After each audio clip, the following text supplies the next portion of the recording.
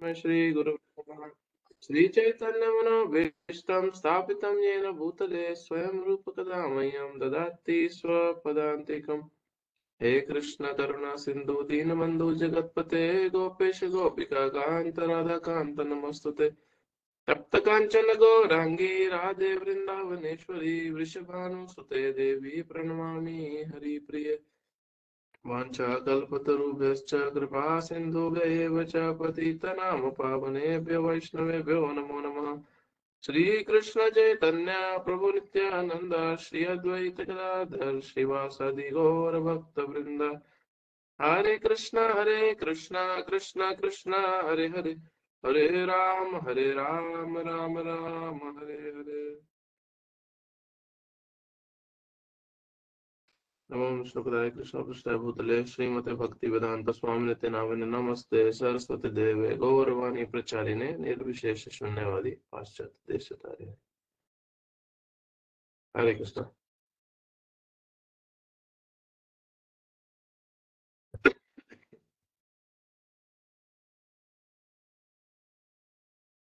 हमने nectar of instruction के एक बहुत इंटरेस्टिंग और फाइनल सेक्शन पे जा रहे हैं, जहाँ पे लास्ट वीक हमने होली नेम पे बात करी थी।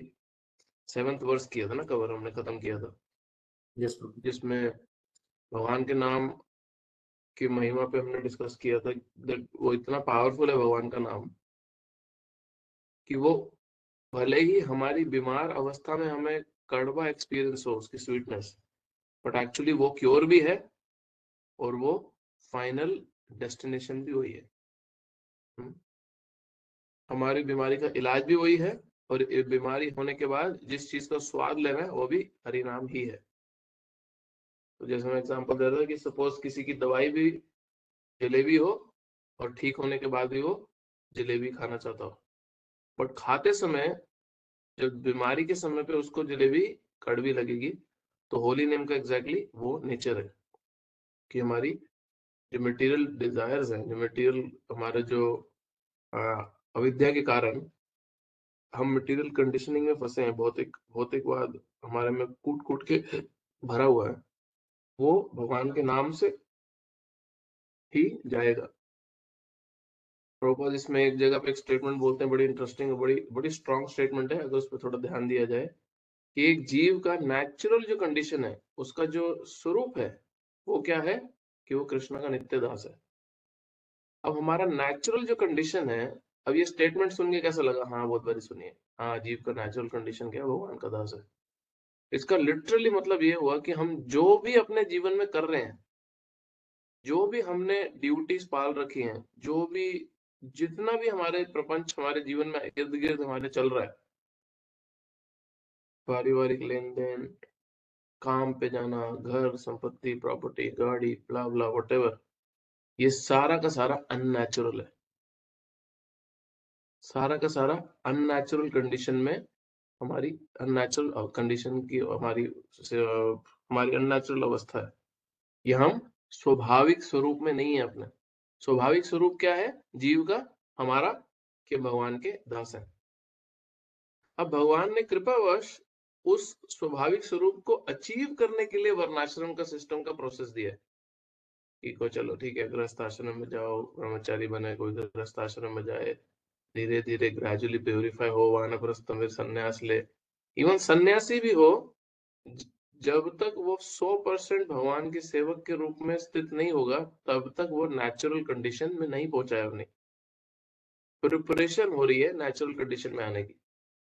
तो कई बार डिवोटीज इसी बात से खुश हो जाते हैं कि अरे हाँ, हमने भी अब हम बैलेंस कर तो रहे हैं, अब हम मटेरियल ड्यूटीज के साथ साथ हम थोड़ा थोड़ा मंदिर जाना शुरू कर दिया है, माला रेगुलर करते तो हैं।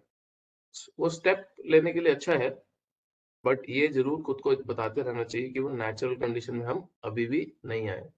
तो वो भगवान का नाम, सेवा, उनके बारे में श्रवण करना, ये सारा उसको रिवाइव करेगा। तो अभी हम वर्स नंबर 8 पे आएंगे।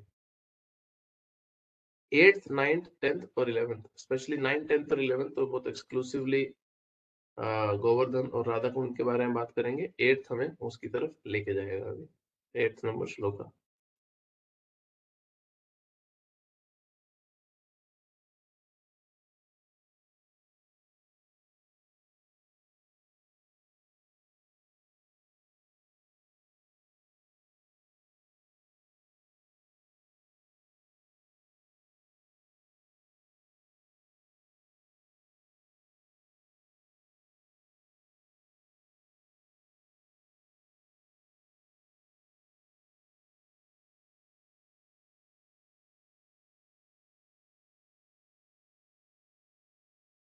तन्नाम रूपा चरितादि सुकीर्तनानु स्मृत्यो क्रमेण रसना मनसि नियोज्य तिष्ठन् व्रजे तदनुरागी अनुरागामि कालं नयेदखिलमिति उपदेशसारम्।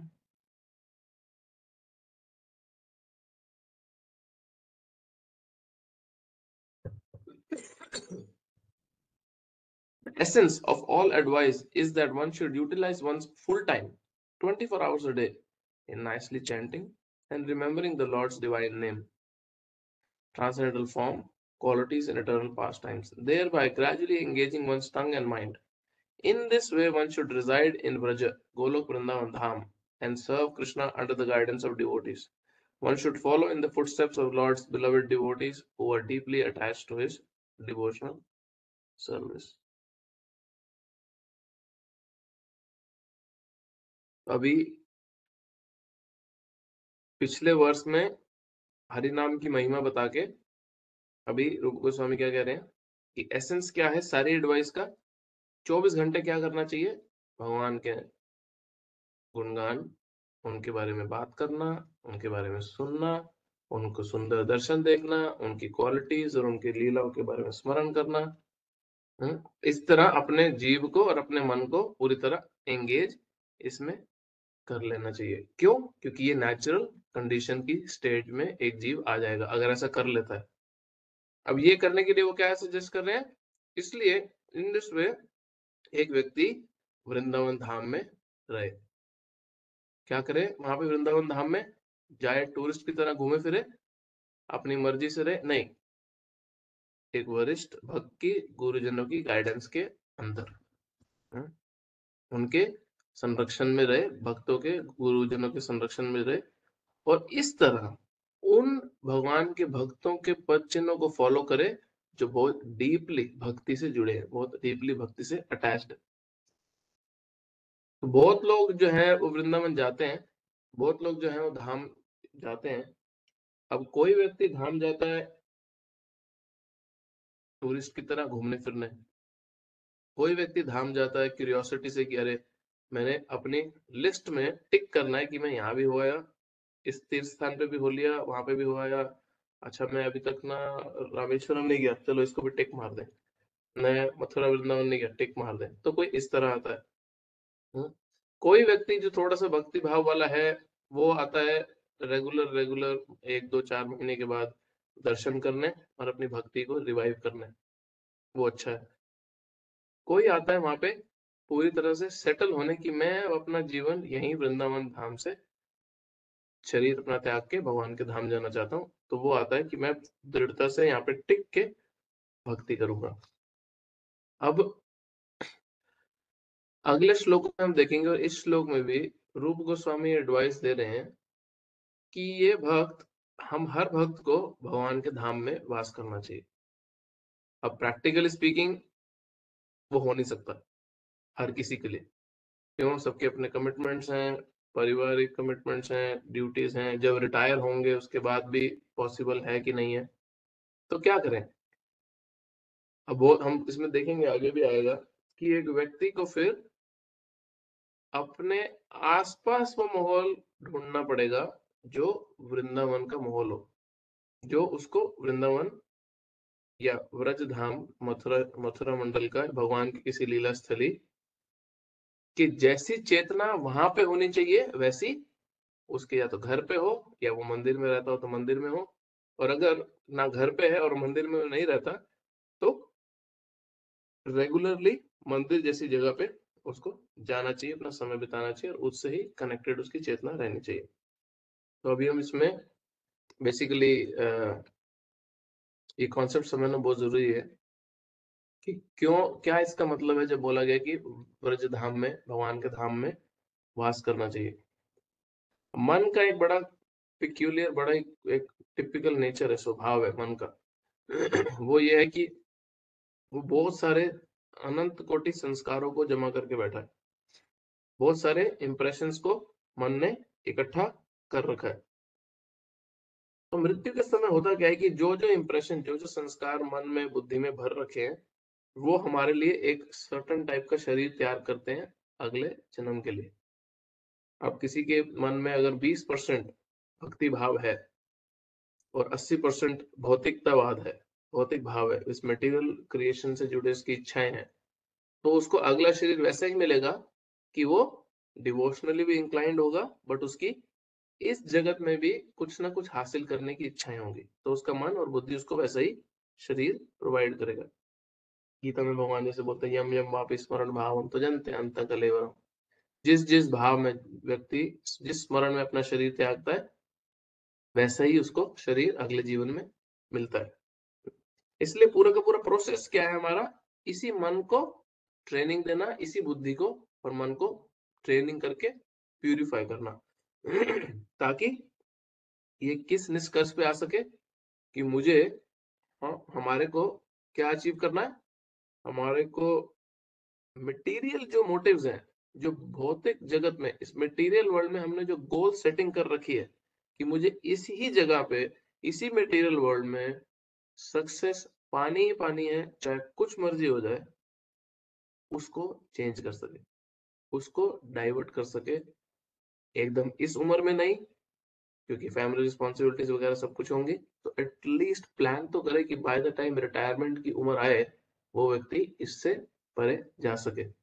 बहुत सारे ऐसे लोग हैं कि रिटायरमेंट की उम्र पे पार हो चुकी है, बूढ़े हो गए अच्छे से, फिर भी क्योंकि अपनी प्रीवियस मेंटालिटी को प्यूरिफाई नहीं किया, चेंज नहीं किया, शुद्ध नहीं किया, अभी भी बिजनेस कर लेता हूँ, अभी भी इन्वेस्टमेंट कर लेते हैं, अभी भी व्यक्ति जॉब कर रहा होता है पूरे जीवन, तो अभी भी वो कम पैसे में किसी की नौकरी करने लगता है।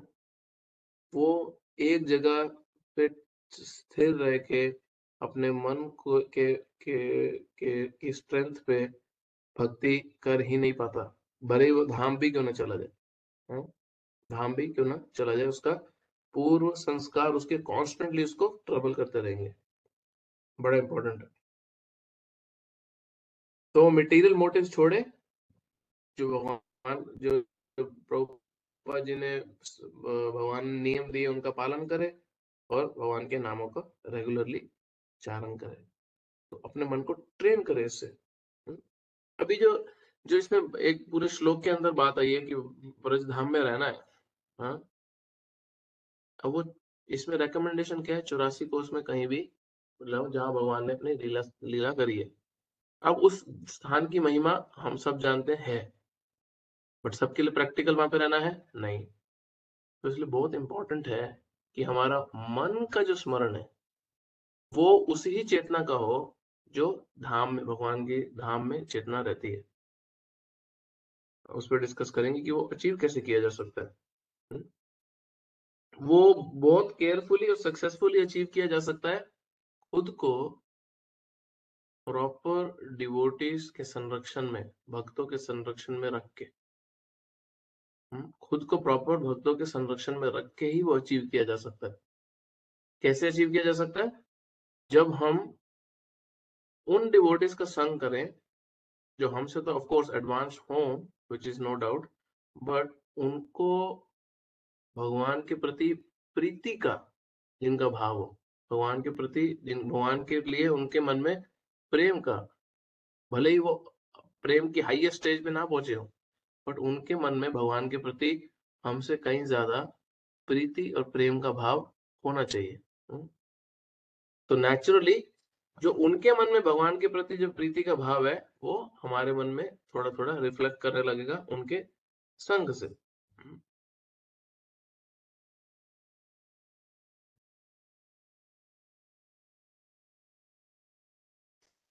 तो इसमें नीचे करो, परपोर्ट को एक बार नीचे करो।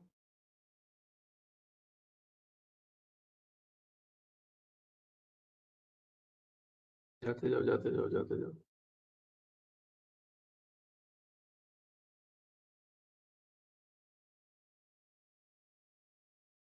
अभी भक्ति सिद्धांत सरस्वती ठाकुर वाला आप पढ़ोगे?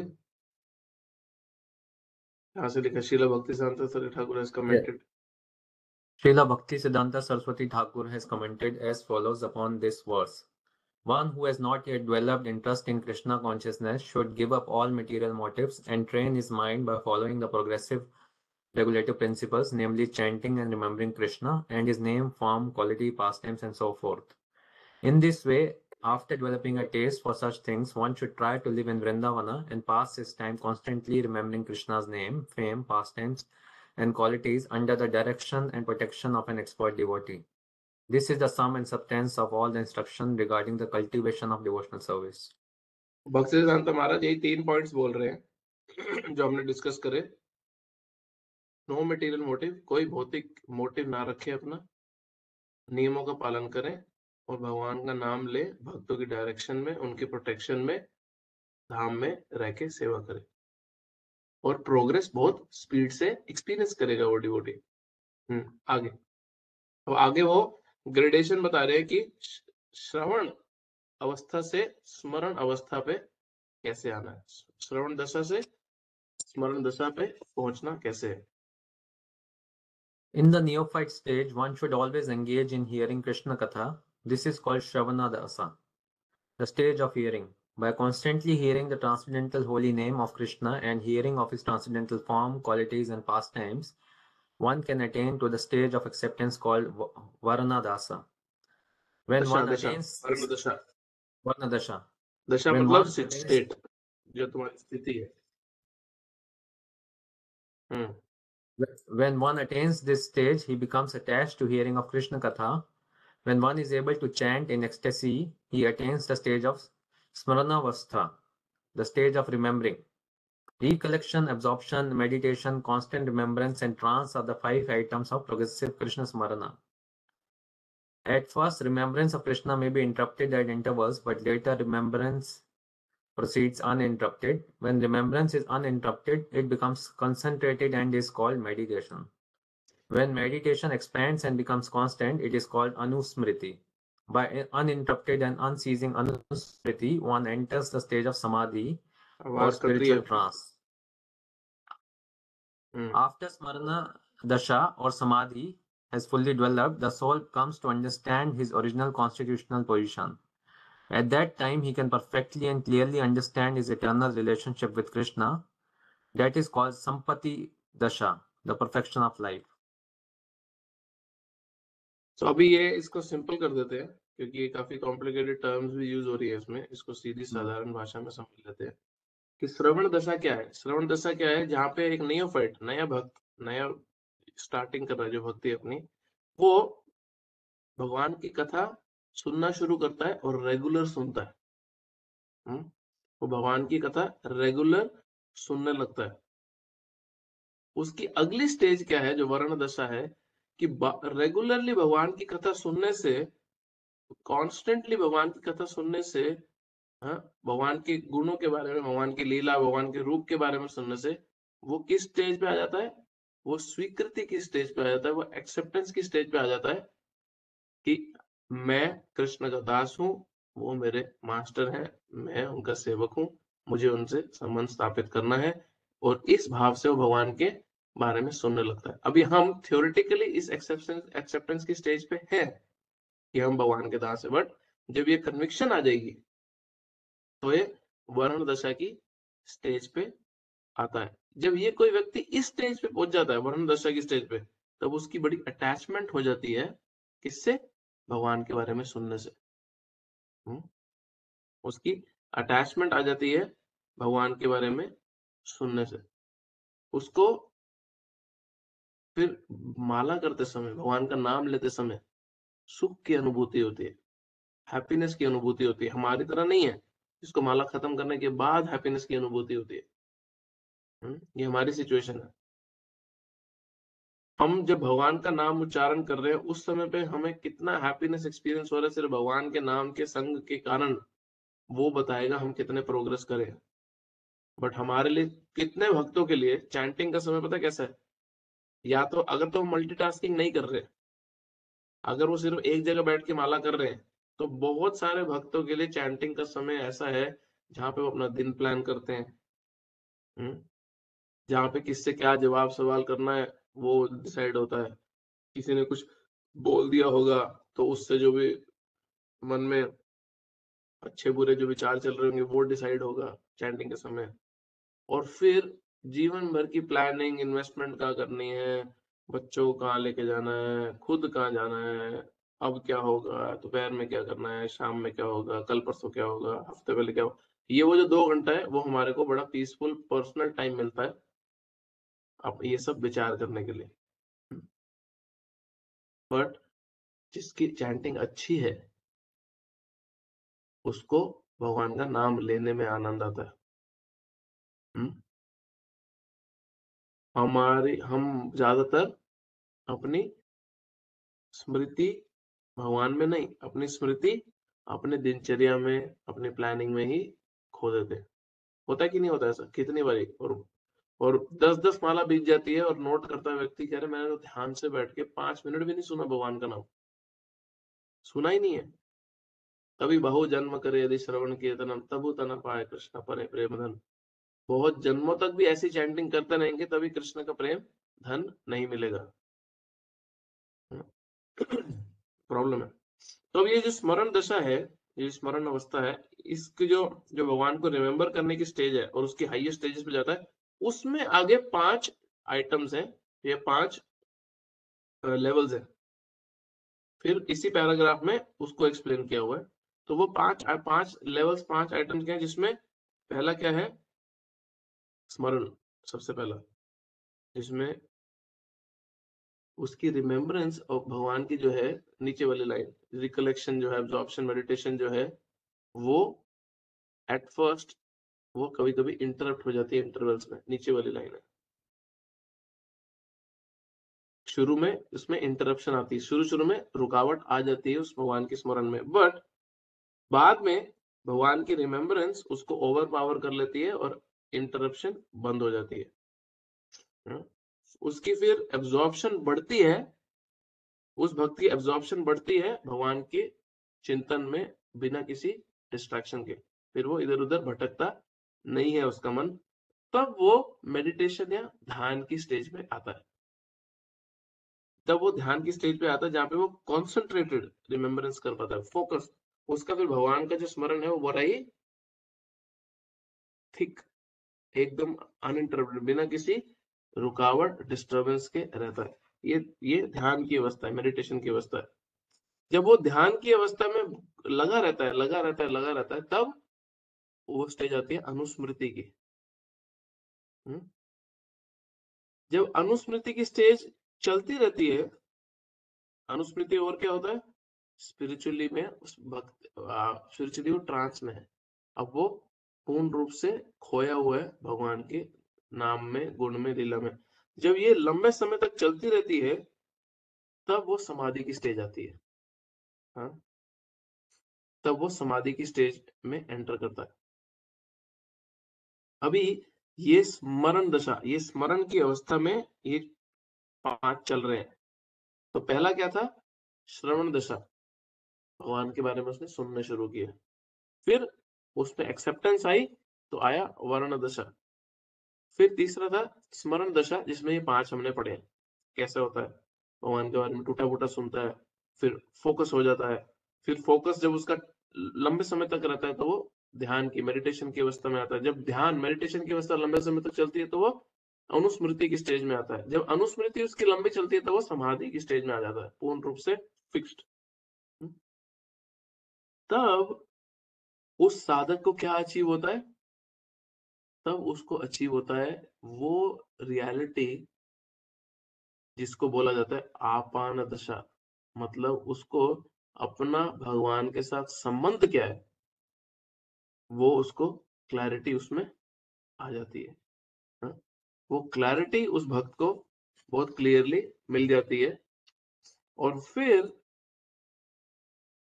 फाइनल है संपत्ति दशा, एकदम लास्ट है संपत्ति दशा, जहां पे वो भगवान के साथ अपने संबंध में पूरी तरह से एंटर कर जाता है और उसको स्पिरिचुअल बॉडी भी मिल जाती है।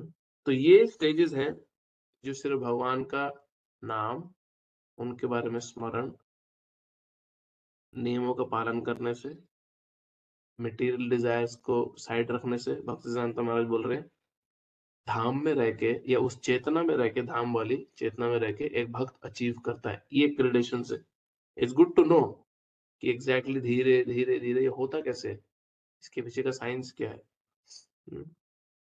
तो भक्ति जैसे हमने नेक्टर डिवोशन में पढ़ा था, तो भक्ति कैसे है, भक्ति के ग्रेडेशन कैसे हमने पढ़ा था, वैदिक साधना भक्ति में पहले होता है। वैदिक साधना भक्ति में जहाँ पे विधि, रूल्स, रेगुलेशंस का फॉलो किया जाता है, वैदिक साधना भक्ति होती है। वो किस में कन्वर्ट होती है, राग मार्ग में, रागानुगा साधना भक्ति में। मतलब स्पॉन्टेनियस, नेचुरल, बिना किसी के इनकरेजमेंट के हमारा एक नेचुरल भाव प्रकट होता है भगवान की सेवा करने का, नेचुरल डिजायर होती है, स्वयं की इच्छा होती है कि मैं भक्ति में कुछ तो तरक्की करूं, अब मुझे भगवान से और करीब जाना है, अब मुझे और सुनने का मन कर रहा है भगवान के बारे में, अब मुझे ज्यादा माला करने का मन कर रहा है, अभी अब छुट्टी का दिन आया है, अब मुझे टाइम वेस्ट नहीं करना, अब मुझे और हेयरिंग और चैंटिंग करनी है। तो ये उस नेचुरल हो रहा है उसके लिए, ये राग की अवस्था है, राग मार्ग की अवस्था है। तो ये रागनों का भक्ति है। जब ये रागनों का भक्ति पे भक्त टिक जाता है, तब वो रागात्मिका भक्ति करता है। अब रागात्मिका भक्ति क्या है, रागात्मिका भक्ति वो भक्ति है कि उसकी नेचुरल अटैचमेंट तो है भगवान के प्रति, बट अब वो वृंदावन में किसी पर्टिकुलर मूड में जो भक्त है, जो 5 मूड हैं जिसमें वात्सल्य, माधुर्य, साख्य, दास्य, उन मूड में किसी व्रजवासी को फॉलो करता है। वो किसी व्रजवासी को फॉलो करता है। अब ये जो रागनों को भक्ति है, ये अचीव करता है वो किसी बहुत ही एडवांस डिवोटी के पद चिन्हों पे चल के। अब इसमें और डिस्टिंक्शन और डिवीजन आ रहे हैं, क्योंकि अभी हम बड़े इंटेंस टॉपिक पे एंटर करने वाले हैं। अभी लाइट सब्जेक्ट मैटर खत्म हो गया, अभी और से और डीप सब्जेक्ट मैटर डिस्कस होएगा।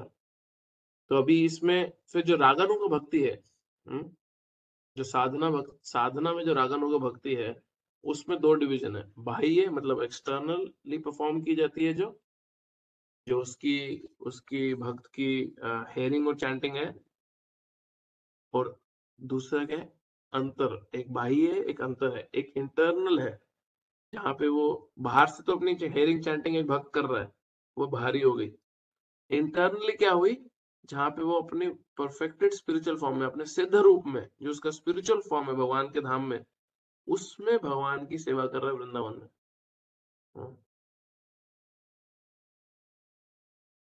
वो किसकी सेवा कर रहा है, उस भक्त की जो एक्चुअली भगवान के नित्य लीला में पार्टिसिपेट कर रहा है। समझ रहे, दोबारा रिपीट करता हूँ, बाहरी जो एक्सटर्नल है, जो बाहरी उसकी भक्ति है, वो चल रही है उसकी हेयरिंग और चैंटिंग जैसे एक साधक रूप में वो कर रहा है, बट अंदर में क्या चल रहा है उसके, वो अपनी स्पिरिचुअल फॉर्म में भगवान की सेवा कर रहा है। किसको फॉलो करके, वो व्रजवासी को जो भगवान के नित्य लीला में उसी मूड में सेवा कर रहे हैं। अभी बहुत एडवांस टॉपिक्स है, एटलीस्ट थ्योरेटिकली इसको सुन लो फिलहाल, क्योंकि हम तब रागन होगा भक्ति में 5 रस हैं। 5 रस कौन से हैं, कोई बताएगा? 5 कौन से वो रस हैं जिसमें भक्ति की जाती है? Friendship, conjugal love. शुरू से शुरू करो, ऐसे बीच में नहीं।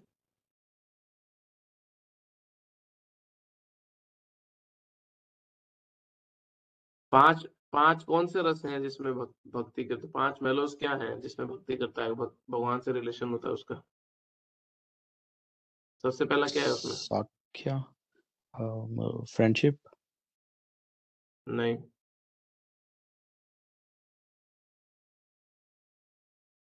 किसको पता है 5 रस कौन से हैं जिसमें भक्ति की जाती है?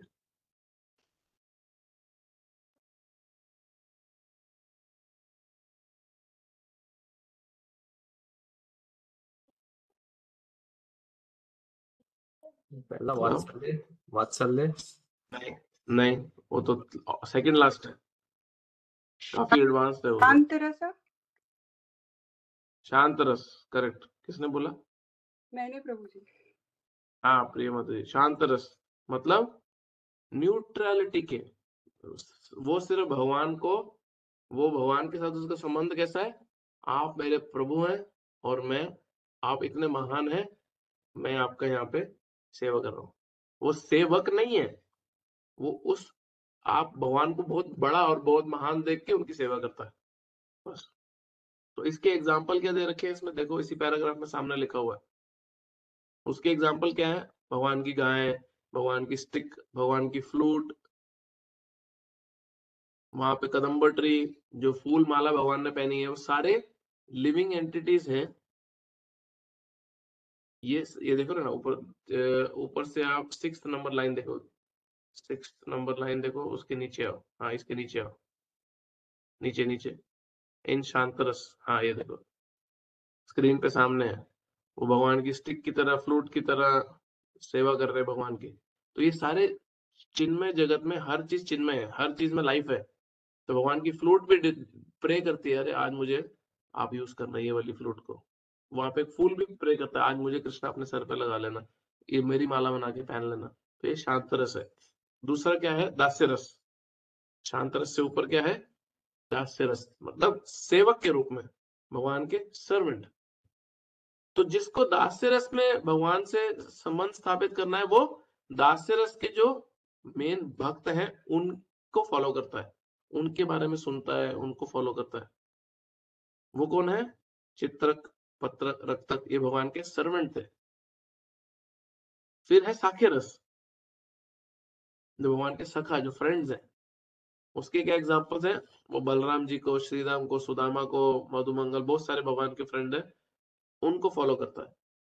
फिर वात्सल्य रस, वात्सल्य रस के प्रधान कौन है, नंद यशोदा, हाँ। और फिर है माधुर्य रस, और माधुर्य रस के प्रधान कौन है, राधा रानी, ललिता, विशाखा, मंजरी जो है, रूप रघुनाथ, रूप रति मंजरी, लवंग मंजरी, और बहुत सारे ऐसे मंजरी हैं।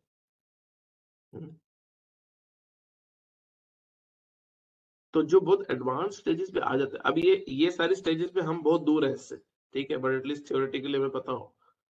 तो जो बहुत एडवांस स्टेजेस पे आ जाता है, वो वृंदावन में रह के अपनी मेडिटेशन में, अपने जब चैंटिंग तो बाहर से सुन रहा है, चैंटिंग कर रहा है वो, बट अंदर में उसकी मेडिटेशन क्या चल रही है, वो इन रसों के हिसाब से, इन मेलोस के हिसाब से, इन भक्तों की के मूड को के बेसिस पे सेवा कर रहा होता है, मेडिटेट कर रहा होता है भगवान पे। हाँ? इसलिए ब्रह्मा और उद्धव भी क्या प्रे करें कि कृपया हमें किसी तरह वृंदावन में एक घास का तिनका बना देना, और कहीं जन्म लेने से बेटर है। ये वृंदावन के धाम की महिमा है। हम ये श्लोक खत्म होता है, नेक्स्ट श्लोक पे आते हैं।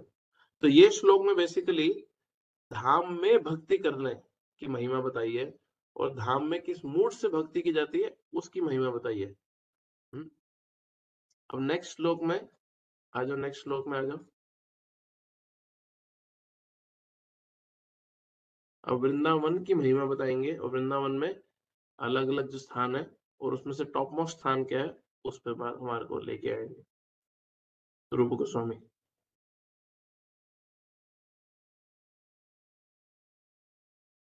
वैकुंठ जनित वर मधुपुरी तत्रापि रसोत्सवात् वृंदारण्यम उदारपानि रमणा तत्रापि गोवर्धना राधा कुंडम इहपि गोकुलपते प्रेमार्थ प्लवानात् कुर्यादस्य विरजातु गिरितटे सेवं विवेकिना कहा। अब ये पूरी ग्रेडेशन है। जो मथुरा धाम है, मैं ट्रांसलेशन को हिंदी में साथ साथ पढ़ रहा हूँ, जो मथुरा धाम है वो वैकुंठ से भी सुपीरियर है। जो स्पिरिचुअल वर्ल्ड है उसमें वैकुंठ से भी सुपीरियर है। क्यों सुपीरियर है, क्योंकि मथुरा में भगवान का प्राकट्य हुआ। मथुरा से सुपीरियर क्या है, वृंदावन के ट्रांसेंडेंटल फॉरेस्ट, वृंदावन के जो वन है वो मथुरा से भी सुपीरियर है। क्यों, क्योंकि भगवान ने अपनी रासलीला वृंदावन में की है। तो वृंदावन मथुरा से भी सुपीरियर, मथुरापुरी से। वृंदावन से सुपीरियर क्या है, गोवर्धन हिल है क्यों? क्योंकि उसको स्वयं भगवान ने अपने हाथों से उठाया है और उसके ऊपर बहुत अपनी अलग अलग लीलाएं भी करी, बड़ी स्वीट, बड़ी मधुर लीलाएं करी हैं। अब गोवर्धन से सुपीरियर क्या है? गोवर्धन से सुपीरियर, गोवर्धन में सबसे सुपीरियर क्या है? गोवर्धन में है राधा कुंड, जो वहां पे एकदम सबसे पावरफुल एंटिटी की तरह वहां पे खड़ा है। हाँ? तो राधा कुंड वो भगवान के जो प्रेम है, भक्ति का जो प्रेम है, उससे, उस भक्ति के प्रेम के उन्माद से वो फूट फूट के वहां पे उस पानी में बह रहा है, राधा कुंड के जल में। हाँ? तो रूप गोस्वामी बोल रहे हैं, कौन ऐसा इंटेलिजेंट व्यक्ति नहीं होगा जो राधा कुंड में रह के राधा कुंड में सेवा नहीं करना चाहेगा जो गोवर्धन में स्थापित है। तो समझे, वो कह रहे हैं वैकुंठ से ऊपर क्या है? मथुरा, मथुरा से ऊपर क्या है? वृंदावन, वृंदावन से ऊपर क्या है? गोवर्धन, और गोवर्धन में सबसे सुपीरियर क्या है? राधा कुंड, जो भक्ति के भाव से भरा पड़ा है, उसका जल, उसका पानी। तो कौन ऐसा भक्त नहीं होगा, कौन ऐसा इंटेलिजेंट भक्त नहीं होगा जो वहां पे ना रहना चाहे और भक्ति ना करना चाहे। तो अगले 3 श्लोक हम देखेंगे, वो राधा कुंड की महिमा पे का, महिमा का गुणगान है बेसिकली। तो हमें पता है अभी वैकुंठ जो है, अभी जो वैकुंठ धाम है, वो पूरे के पूरे स्पिरिचुअल स्काई में, आध्यात्मिक जगत में फैल रखा है, जहाँ पे लक्ष्मी नारायण का वास होता है। हम्म। और मथुरा क्या है? उसमें उसमें अ, मथुरापुरी है, जहाँ पे भगवान का गोकुल जेल में जन्म हुआ। बट भगवान ने वृंदावन में बहुत सारे ऐसे लीला करी है जो मथुरा में हुई नहीं है।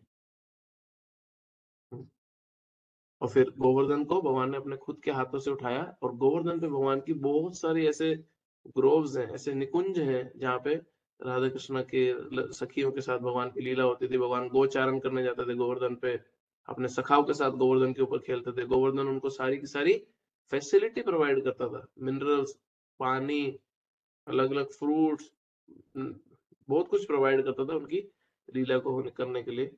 और फिर राधा कुंड कैसे आया? राधा कुंड, राधा रानी, राधा कुंड, श्याम कुंड, स्वयं राधा और कृष्णा ने अपने अपने कुंड बनाए, और राधा रानी की जो भक्ति है वो उस राधा कुंड में उसका जल के रूप में। और राधा रानी की भक्ति से सुपीरियर इस जगत में कुछ, या पूरी की पूरी क्रिएशन में, मटेरियल या स्पिरिचुअल कुछ है नहीं कृष्ण के प्रति। राधा रानी, राधा कुंड जो है उसको राधा रानी का लिक्विड फॉर्म भी बोला जाता है। राधा रानी जल रूप में अगर है कहीं पे तो वो राधा कुंड में, इसलिए वो बहुत ही ज्यादा सुपीरियर है। तो इसलिए भक्त लोग राधा कुंड में जाके भजन करना पसंद करते हैं। क्यों? क्योंकि उस जगह की स्ट्रेंथ, उसकी पोटेंसी बहुत ही ज्यादा है। तो जब चैतन्य महाप्रभु पहली बार वृंदावन गए, तो चैतन्य महाप्रभु वहां पे राधा कुंड को ढूंढने लगे।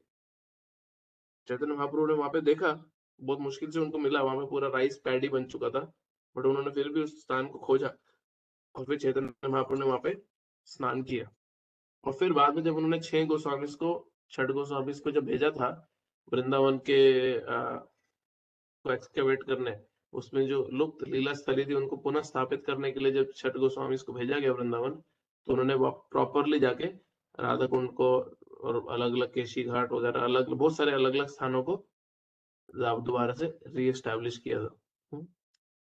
अब राधा कुंड क्या है? राधा कुंड गौड़ीय वैष्णव ही इसकी, उसकी महानता समझते हैं, उसको वर्शिप करते हैं, जो चैतन्य महाप्रभु की लाइन में गौड़ीय वैष्णव आ रहे हैं। हाँ? अब बाकी जो वैष्णव संप्रदाय है, प्रभुपाद बोल रहे हैं, वो इसकी इंपॉर्टेंस को नहीं समझ सकते राधा कुंड की, भले ही वो वृंदावन में क्यों ना रहते हैं, वो भी राधा कुंड को इतनी महानता, इतनी इंपॉर्टेंस नहीं देते, अनलेस वो चैतन्य महाप्रभु के फॉलोअर हो गए, क्योंकि Radha Kund is very very special place. तो अभी हर कोई प्रैक्टिकली राधा कुंड पे जाके रह नहीं सकता। सपोज सबने डिसाइड कर लिया कि हम राधा कुंड पे रहेंगे, वहां जगह ही नहीं है इतनी, इसलिए ये चेतना का विषय बहुत ज्यादा है। प्रभुपाद जैसे मेलबर्न में एक बारी क्लास दे रहे थे, व्यास आसन में बैठ के बोले कि ये एक्चुअली मेलबर्न नहीं है, जब मंदिर में बैठे थे, ये वैकुंठ है। बोले नहीं, ये वैकुंठ भी नहीं है, ये मंदिर वृंदावन है। तो जहाँ पे जैसी चेतना मंदिर में रहती है, वो चेतना को हम अपने ऊपर भी हावी होने दे सकते हैं। बट प्रॉब्लम क्या है कि हम हावी होने देते नहीं है। हम उस चेतना को अपने ऊपर आने देते नहीं है, हम उसको अपनी ही कवरिंग बना के रखते हैं और फिर उसको अपने ऊपर लागू होने नहीं देते। तो प्रभुपाद को ये बात पता थी कि हर कोई वृंदावन धाम में जाके मायापुर में राधा कुंड में नहीं रह सकता। तो इसलिए प्रभुपाद ने क्या बोला, मैं तुम्हारे जहां जहां पे भी, जिस जिस जगह पे भी तुम विश्व में हो, वहां पे मंदिरों के रूप में स्पिरिचुअल एम्बेसी बनाऊंगा। भले तुम इंडिया में भी हो, हर कोई इंडिया में भी जाके नहीं रह सकता इन स्थानों पे। थोड़ा सा दिल्ली के आसपास के लोग वृंदावन पहुंचे, पूरे वृंदावन की हालत खराब कर दी उन्होंने। घर बना बना के उसको पूरा नगरी में कन्वर्ट कर दिया। और सोचो और सारे आ गए तो क्या होगा वहां पे हाल। तो क्या करे फिर बाकी भक्त लोग। तो प्रभुपाद बोलते थे कि एटलीस्ट साल में एक बारी, ये जिसके लिए प्रैक्टिकल 1.5 साल 2 साल में एटलीस्ट एक बारी क्वालिटी टाइम जाके इन स्थानों पे बिताना चाहिए। क्वालिटी टाइम इन स्थानों पे बिताना चाहिए, भक्तों का एसोसिएशन लेना चाहिए, इन स्थानों के बारे में पढ़ना चाहिए, वहां जाके अच्छी हेयरिंग और चैंटिंग रेगुलरली करनी चाहिए। तो प्रभुपाद ने बहुत अर्ली स्टेजेस से ये शुरू कर दिया था कि भक्तों को मायापुर फेस्टिवल के लिए बुलाते थे, वृंदावन परिक्रमा खुद कराई प्रभुपाद ने, ये सारी जगह खुद दिखाई भक्तों को इनिशियली। तो ये बहुत ही इंपॉर्टेंट है।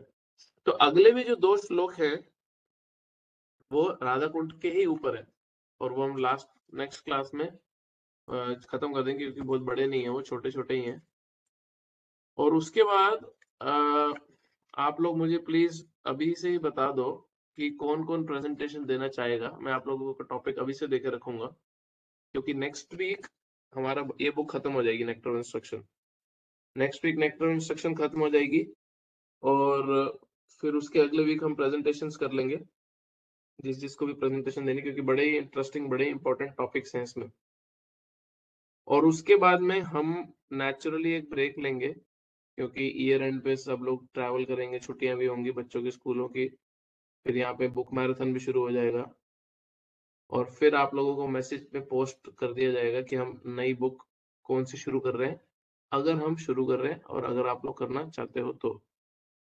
बट वो हम बात करेंगे हमारे नेक्स्ट क्लासेस में, जब हम खत्म कर रहे होंगे। विनीत प्रभु, आपने हाथ उठाया प्रेजेंटेशन के लिए या कुछ क्वेश्चन है Yes, आपका? yes, yes. Presentation के लिए bro. ठीक है, तो ग्रुप में आप प्लीज जिस जिसको प्रेजेंटेशन देनी है वो मेरे को प्राइवेट पर्सनली मैसेज कर सकते हो, और मैं आपको टॉपिक्स दे दूंगा। एंड देन आप लोग उसकी प्रिपरेशन शुरू करो। लास्ट टाइम प्रेजेंटेशन अमेजिंग, सबकी प्रेजेंटेशन बहुत अच्छी थी, जिसने भी दी थी, और सबको भी बहुत इंस्पायर करती है वो। किसी का भी क्वेश्चन है तो पूछ सकते हैं। हरे कृष्ण प्रभु जी। प्रभु हाँ क्वेश्चन जी। यही है कि जैसे हमने अभी डिस्कस किया कि जैसे हम वृंदावन में या धाम में नहीं होता प्रैक्टिकल कि जाके वहां रहे, बट चेतना में हम रह सकते हैं, तो इसका एक फास्ट प्रोसेस की मतलब इन द सेंस कि हम कैसे उसको जल्दी से जल्दी अडेप्ट कर सकते हैं कि ऐसी चेतना में हम रह सके। प्रभुपाद ने बहुत सिंपल दिया है हमारे को। वृंदावन की चेतना क्या है? जहाँ पे कृष्ण सेंटर में है। धाम का मतलब क्या है? जहाँ पे कृष्ण के लिए चीजें की जाती है। तो अगर हमारा जीवन भी उसी आधार पे चलने लगेगा तो ऑटोमेटिकली हम धाम में हो गए। प्रभुपाद अमेरिका जब आए थे तो प्रभुपाद बोले, मैं वृंदावन छोड़ के तो आया हूँ, बट वृंदावन को अपने हृदय में साथ लेके आया हूँ। क्यों? क्योंकि वृंदावन में क्या होता है, वृंदावन में हर चीज कृष्ण के लिए की जा रही है। तो अब ऐसा भी हो सकता है कि फिजिकली कोई वृंदावन में रह रहा हो, बट कॉन्स्टेंटली अपनी प्लानिंग उसकी चल रही हो। हाँ, कॉन्स्टेंटली उसकी प्लानिंग अपनी चल रही हो। एक भक्त है, मैं जानता हूँ, वृंदावन में उन्होंने इतना बड़ा घर बनाया है, इतना बड़ा घर बनाया, सोच भी नहीं सकते कितना बड़ा घर होगा वो। हाँ, 2-4 नौकर भी रखे हैं घर पे, सब कुछ चल रहा है। वहां पे बैठे रियल एस्टेट, अच्छा ये खरीद लेता हूँ, अच्छा वो ले लेता हूँ, अरे हाँ ये। तो वृंदावन रह क्यों रहे हैं? हाँ?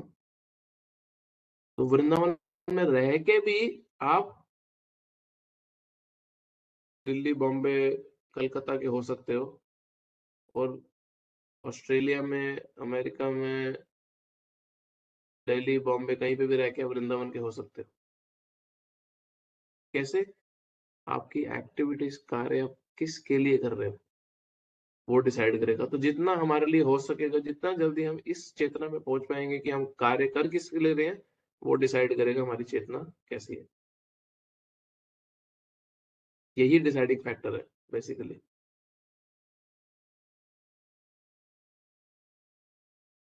ठीक है, यस प्रभु, थैंक यू। और कोई क्वेश्चन है किसी का? देखो अब ये एडवांस टॉपिक्स हैं। इस बुक में बहुत ही इंटरेस्टिंग और बहुत अमेजिंग हम डिस्कशंस पहले कर चुके हैं जो बड़ी वैल्यूएबल थी। I notice, I think 2-3 devotees अभी रिसेंटली आना शुरू करे हैं क्लास में। अगर वो पिछले रिकॉर्डेड सीरीज पहले वीक से सुन लें इसके, वो काफी मतलब नेक्टर इंस्ट्रक्शन, ये जो बुक है ये बहुत हेल्पफुल बुक है। और उसमें से कोई क्वेश्चन अगर आपका आता भी है तो पर्सनली मुझसे पूछ सकते हो। ठीक है, कोई क्वेश्चन है लास्ट, या वी फिनिश एंड देन हम अगले वीक मिलें।